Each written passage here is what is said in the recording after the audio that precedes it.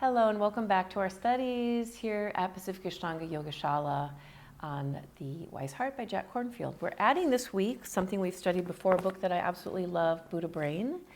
And we are on this piece in the book where we're talking about Buddhist psychology and how Buddhist psychology is really rooted in the focus points of love and compassion and also this idea of mindfulness. And we have been looking at our thought process and our feeling process as weather.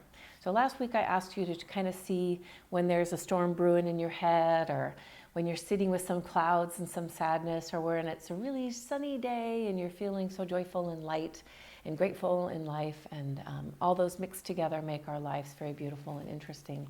One of my students last week, I love it, he said, he's like, the prediction for today is a cloudy bit of sadness and later gratitude and love. So it's kind of fun thinking of also as we kind of predict, as we start to see our thoughts and feelings as weathers, that we can predict that also when we wake up in the morning to say, today's going to be a sunny and light day, or looking ahead at something and realizing where you're already a storm is brewing because something you're going to do at work or something that's hard for you. But you have been noticing this week, hopefully you have been noticing your thoughts and feelings as weather and being the mindful observer.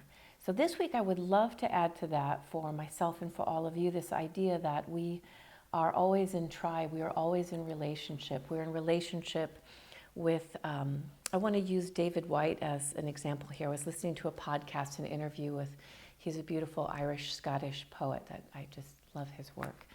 But in this interview, he was talking about relationships and marriages we have. And one marriage we have, of course, is with another person, your partner. But it could be your children, it could be your best friends. And the other relationship we have is with our vocation.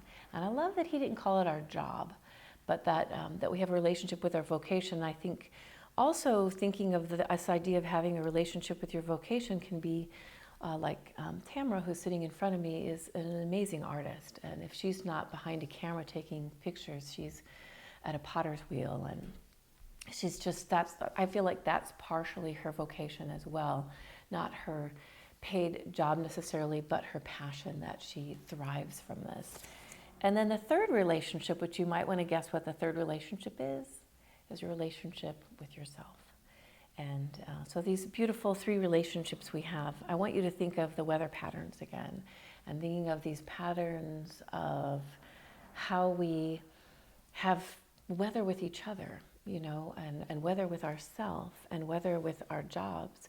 So I could be observing this week my pattern with a particular friend, someone that almost whenever I talk to them is like a sunny day for me, because they're always good. My mom is very much like that for me.